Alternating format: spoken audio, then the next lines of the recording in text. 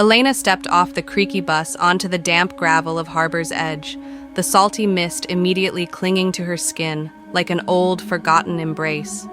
It had been nearly a decade since she'd last visited this sleepy coastal village in the Pacific Northwest, where the ocean's roar drowned out the world's chaos and the fog rolled in like a living thing. She adjusted the strap of her backpack, heavy with her mother's urn tucked safely inside, and scanned the horizon.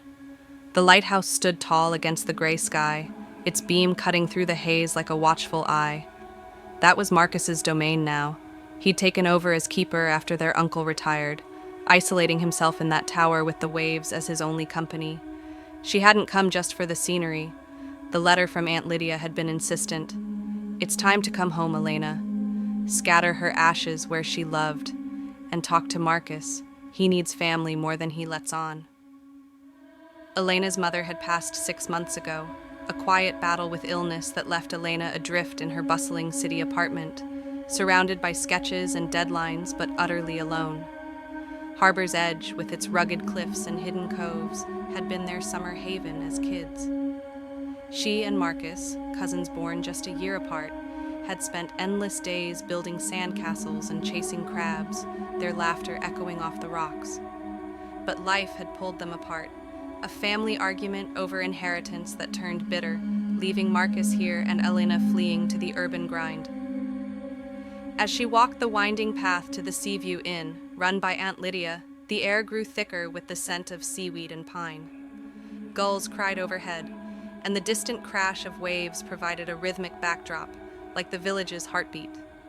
Elena's phone buzzed, a text from her boss back in Seattle checking on a project. She ignored it. This trip was about closure, not work. She needed to mend what was broken, starting with Marcus. The inn was a weathered Victorian house perched on a bluff, its porch lined with wind chimes that tinkled softly. Aunt Lydia greeted her at the door, her silver hair tied back, eyes warm but lined with worry. "Elena, dear, you look just like her." They hugged, and Lydia led her inside to a cozy room overlooking the bay. "Marcus knows you're here. He's coming down for dinner. Be gentle. He's not the same boy you remember." That evening, as the sun dipped low, painting the sky in bruised purples, Marcus arrived. He was taller than she recalled, his frame lean from years of climbing lighthouse stairs, his dark hair tousled by the wind. A faint scar ran along his jaw, a remnant from some accident he never talked about. "Elena," he said, his voice gruff, but with a hint of the old warmth. They sat at the dinner table, Aunt Lydia serving clam chowder and fresh bread, the conversation starting awkward. "It's good to see you," Elena ventured, stirring her soup. I brought Mom's ashes. Thought we'd scatter them together like she wanted." Marcus nodded, staring at his bowl. "Yeah, she always loved the sea. Sorry I couldn't make the funeral. Storms kept the ferries grounded." Elena sensed the lie. The weather had been clear, but she let it slide. "Remember how we'd sneak out at night as kids, watching the stars from the beach, daring each other to swim in the dark?" A small smile cracked his face. "You always chickened out first, said the water was full of monsters." They laughed, the tension easing like fog lifting. As dinner wound down, Elena felt a spark of the old connection. "Hey, I read about this algal bloom happening tonight. The waves glow blue, bioluminescence. It's rare. We should go see it. Walk the beach like old times." Marcus hesitated, rubbing his temple. "I'm not sure. I don't sleep well these days. Sometimes I wander off without realizing." Elena tilted her head. "Like sleepwalking?" "You never mentioned that." "It's nothing," he muttered, but his eyes darted away. "Fine. Let's do it. Meet at midnight. I'll bring a lantern." Aunt Lydia cleared the plates, eyeing them both. "Just be careful. The tides can be tricky, and the fog plays tricks on the mind." Midnight came crisp and clear, the moon a sliver overhead. Elena met Marcus at the inn's back path, leading down to the shore. He carried a backpack with snacks, apples, cheese, and a thermos of hot cider, and an old oil lantern that flickered warmly. They descended the wooden steps, the sound of waves growing louder, the air cooling with each step. Pebbles crunched underfoot as they reached the beach, a stretch of dark sand framed by jagged rocks. "It's beautiful," Elena whispered, the ocean's edge lapping gently. They walked in comfortable silence at first, the fog weaving between them like ghostly threads. Marcus pointed out constellations peeking through the clouds, his voice steady. "See that? Orion's belt. Remember how we'd make up stories about the stars being lost sailors?" Elena nodded, a pang of nostalgia hitting her. "Yeah, Mom used to say the sea holds secrets, but the sky tells truths." She paused, glancing at him. "Marcus, about the family stuff. I'm sorry I didn't reach out sooner. Life got complicated." He shrugged.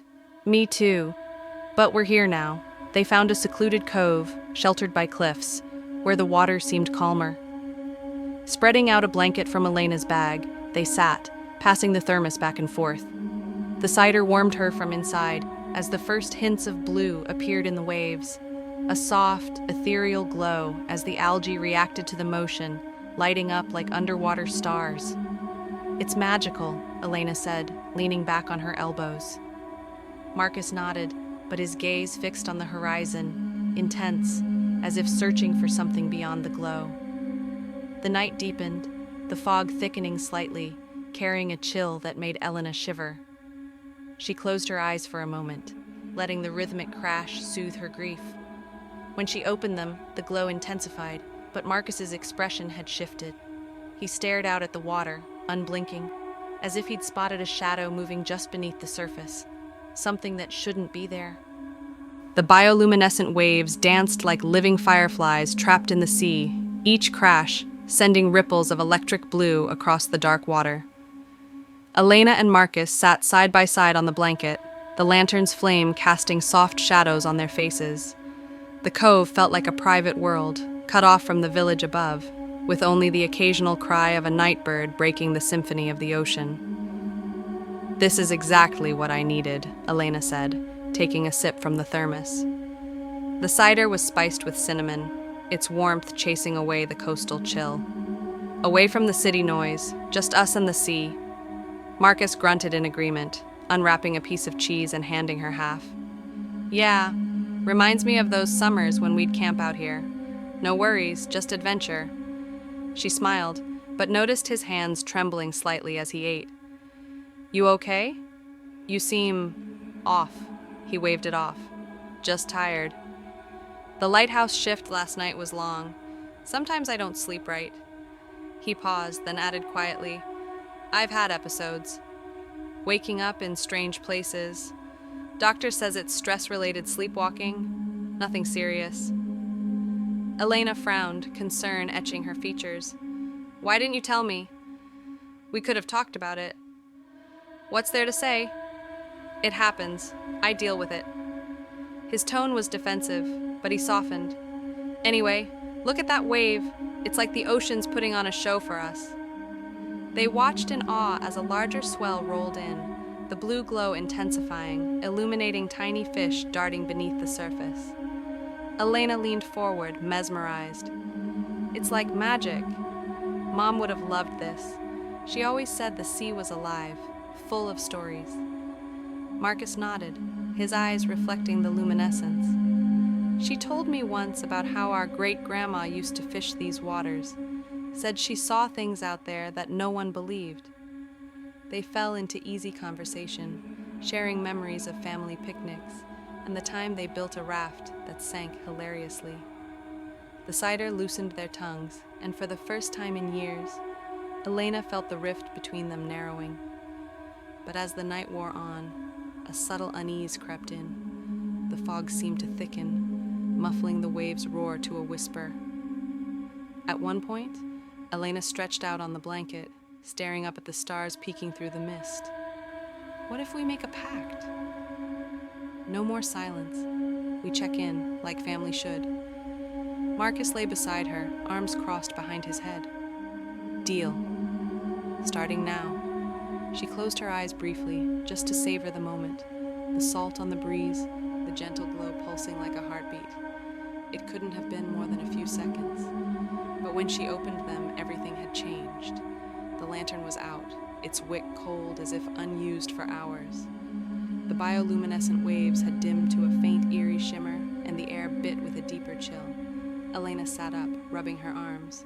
"Marcus? Did you turn off the light?" No answer. She glanced around. The backpack was gone, along with him. Her heart skipped. "Marcus!" She stood, spinning in a circle.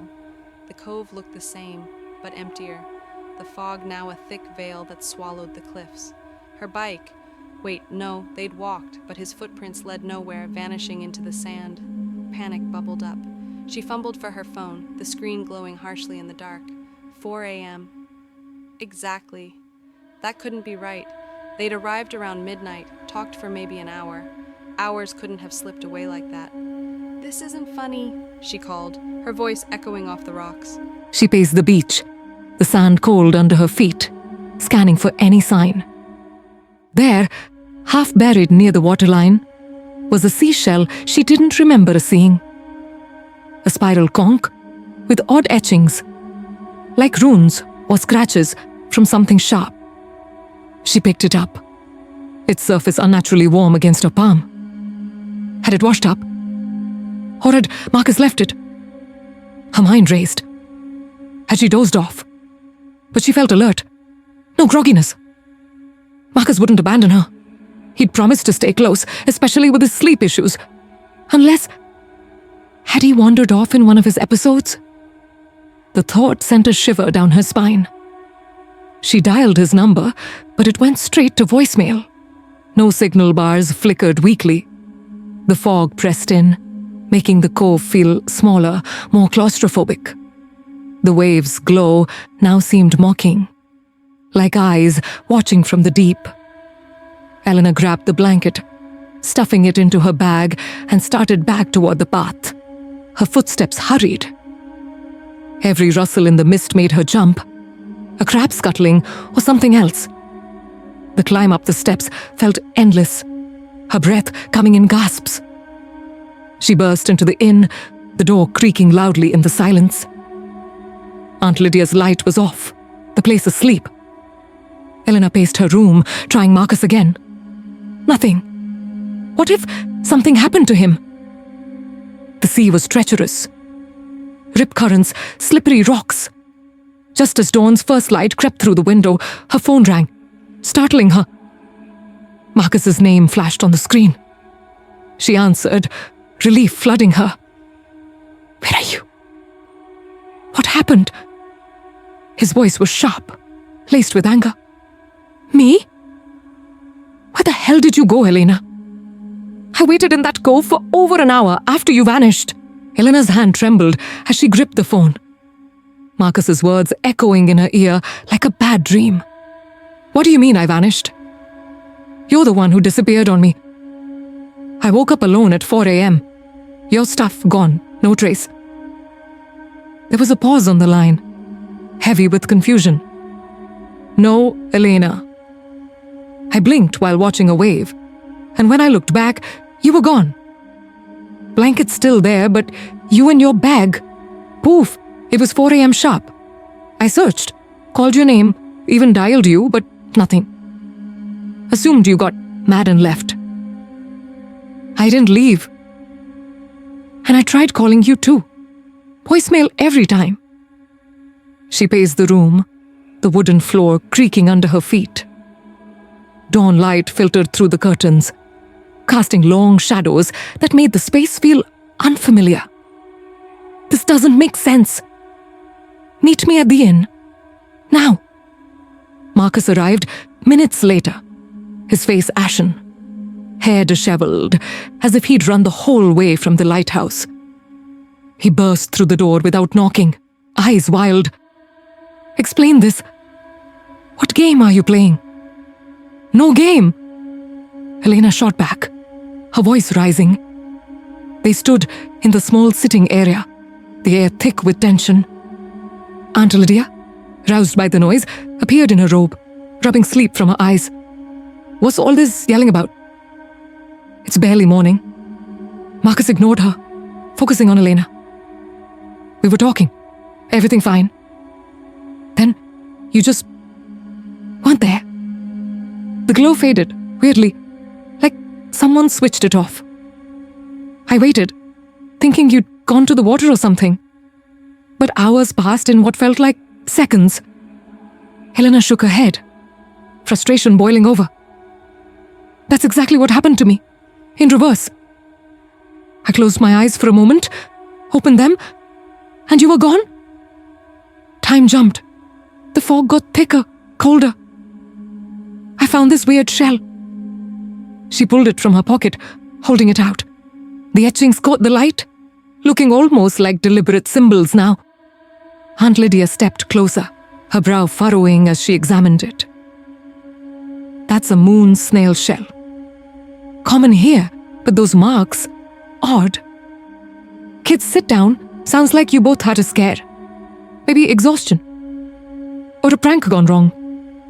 No prank? Marcus muttered, sinking into a chair. I've had sleep issues, but nothing like this. Helena, you think I wandered off? She sat across from him, the urn on the table between them like a silent judge. I don't know.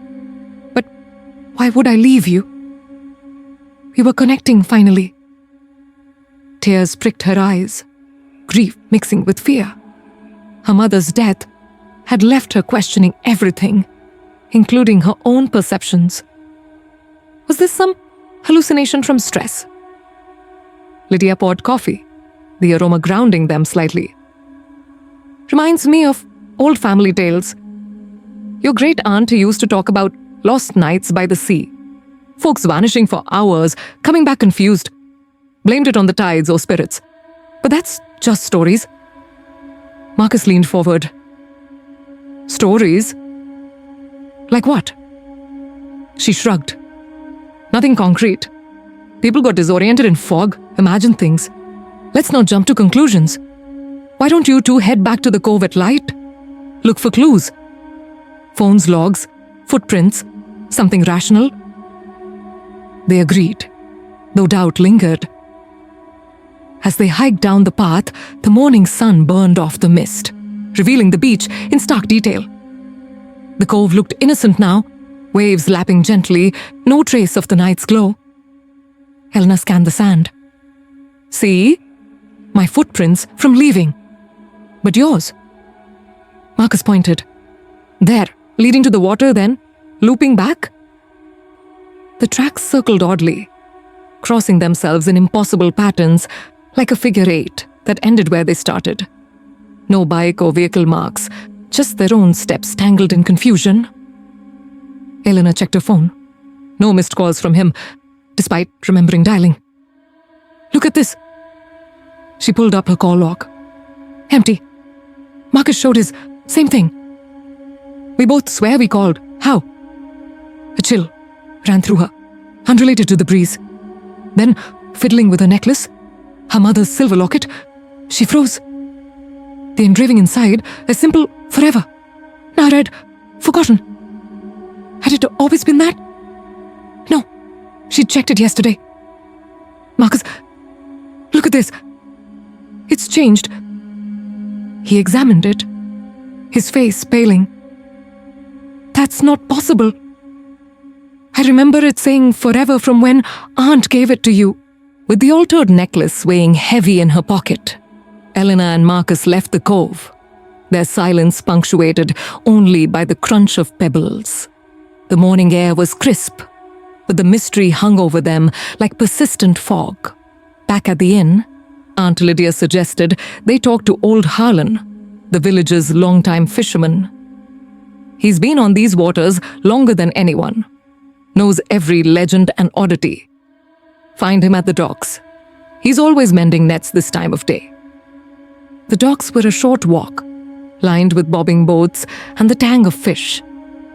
Harlan was easy to spot. A weathered man in his 70s, beard salt-streaked, sitting on an overturned bucket with a net in his gnarled hands. What brings city folk to my corner? He grumbled, eyeing them suspiciously. Marcus explained briefly, omitting the wilder details. We had a strange night on the beach. Time slipped. Each thought the other vanished. Heard about sea echoes or something? Harlan's eyes narrowed. Then he chuckled dryly. Sea echoes, eh? Whole tales. The ocean don't just take boats. It steals moments. Folks call them temporal snags, where time falls like a wave, tied to drowned souls pulling at the living. Your family knows I'm well. Your great-grandma was one who spoke of it. Helena leaned in. What do you mean? He set down the net, his voice dropping to a rasp. She fished with my pa back in the day. Said during algal blooms, the glow stirs up echoes from shipwrecks. People vanish, reappear changed, sometimes with marks, like your shell there. He nodded at the conch in her hand. Etchings like that means something's latching on. They shared more. The time jump, missing calls, altered locket. Harlan listened, nodding. Sounds like an echo, all right. Not the first. 10 years back, a couple disappeared for a night. Came back arguing the same as you. One had a tattoo shifted wrong, never explained. Back at the inn, they dove into research. Elena on her laptop, searching Harbor's Edge disappearances. Articles popped up. Unsolved cases from the 1800s shipwreck era. Modern hikers lost in fog. Reports of time anomalies dismissed as hoaxes. Marcus flipped through local archive books Lydia provided, finding sketches of similar etched shells labeled curse tokens. Flashback hit Elena like a tide. As kids, she and Marcus once got separated in thick fog during a beach game. Hours felt like minutes. They found each other by a cave, scared but unharmed. Remember that day? She asked. The fog? It felt similar. Marcus rubbed his scar. Yeah, I fell running to find you. Maybe it's connected. Tension built as doubts surfaced. You think I'm making this up because of my sleepwalking? Marcus asked, voice edged. No, but my grief. Maybe I'm seeing things that aren't there. Helena countered, though the locket's change nagged at her. They pored over Marcus's phone photos from the night, snaps of the glowing waves. In one, both smiled, but zoomed in. A shadowy silhouette lingered in the background, humanoid but blurred, like mist taken form. What is that? Helena whispered. Neither recalled anyone else there. The figure chilled them, tall, indistinct, as if watching. Was it a stranger? Or something from Harlan's tales? As evening fell, Helena couldn't shake it. She suggested returning tomorrow with Harlan for more insight. But that night, as she drifted to sleep, the whispers started, faint, like waves murmuring her name. The wet sand on Elena's floor glittered in the moonlight, a trail leading from her bed to the window, which was firmly shut. Her heart pounded as she swept it up, questions swirling. Had she sleepwalked? Or had something entered? She didn't tell Marcus at breakfast, not wanting to add to the paranoia. Instead, they met Aunt Lydia in the kitchen, where she set down a dusty journal. This was your great-grandmother's. Found it in the attic. Might shed light on those echoes. The journal was leather-bound, pages yellowed. Entries described stormy nights and time thieves from the sea, linked to a family curse from a betrayed sailor ancestor. The bloom awakens it. One passage read, "Moments stolen. Realities bent. To break it, return what's lost to the deep." Marcus skimmed, skeptical. "A curse? Come on, that's folklore." Lydia shrugged. "Belief or not, it's our history. Your mom believed, Elena. Said it skipped generations." They decided to consult Harlan again, this time at the Cove. He arrived with a satchel of herbs and stones, his boat tied nearby. "Ritual time," he said gruffly. "Call back the echo, but warns ya, stirs things up. As they gathered in the cave, mentioned in the journal, a hidden grotto behind the cove's cliffs, the wind picked up, clouds gathering. Harlan lit a small fire, chanting old words, tossing herbs into the flames. The smoke twisted oddly, forming shapes like waves. Subplot revelation. Marcus pulled Elena aside. I should have told you sooner. Been seeing a therapist. Visions of other lives, like alternate me's. Thought it was just stress, but after last night... Helena nodded. I get it. My dreams feel too real. The ritual intensified. Harlan held the etched shell, which began to hum faintly, glowing blue like the algae. The curse latches during blooms, he explained. Your family's blood calls it. Suddenly, a storm brewed fast. Unnatural, winds howling. Shadows danced on cave walls, independent of the fire. Helena heard whispers. Her mother's voice, Marcus's, mixed with unknown pleas. Panic rose as rain lashed outside. This was a mistake, Marcus yelled over the gale. But then, clarity. Fragmented visions flashed. Them in the cove, but from odd angles, like viewing through water. The shell grew hot, revealing more etchings. Names, dates, including their great-grandmas. They fled as the storm peaked. Harlan shouting, "It's awakened! Face it, or it takes more!" Back at the inn, soaked and shaken, they argued. This curse stuff is nonsense, Helena said. Maybe it's the bloom's toxins, hallucinogens in the air. Marcus agreed, but doubted. The shadows moved. And that photo. To test, Marcus touched the shell again. For a split second, in Elena's eyes, he flickered, like a glitch, translucent. Then solidified, dazed. What happened? With Marcus's brief fade still fresh, they knew they couldn't ignore the signs. The journal's words echoed, "Returned what's lost." Helena clutched her mother's urn. We scattered the ashes in the cave. During low tide, maybe it breaks whatever this is. Marcus nodded, though fear lingered in his eyes. And if it's not a curse? If it's us, my visions, your grief, creating this? Harlan joined them at dusk, low tide revealing the grotto's full entrance. The sea was calm, no bloom tonight, but the air hummed with anticipation. They waded in, water ankle deep, the cave's walls dripping with moisture. Stalactites hung like teeth, and the shell's glow guided them to a natural altar, a flat rock, etched with faded symbols.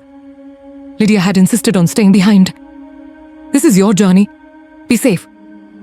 Inside, they lit candles. Helena opened the urn, the ashes fine as sand. Mom, if you're part of this, help us. She scattered them into a pool, the water stirring faintly blue. Residual algae. As the last grains fell, a rush filled the cave. Wind without source, whispers amplifying. Visions assaulted them, shared now. The night in the cove, but duplicated, each seeing the others, vanishing as a rift, a parallel self overlapping. The bloom's chemicals, mixed with stress, had triggered it, but the curse amplified, rooted in ancestral loss. It was both. Marcus gasped. Hallucination and something more. The sea echoed our doubts. The whispers faded, the shell cracking harmlessly. Peace settled, but ambiguous. Was it broken or just dormant? They emerged, changed. Marcus decided to stay, watching from the lighthouse. Eleanor returned to the city, but the bond mended. Years later, a postcard arrived. Cove photo from Marcus, time-stamped next week. Still watching. It read, "The horizon called, eternal and unknowable.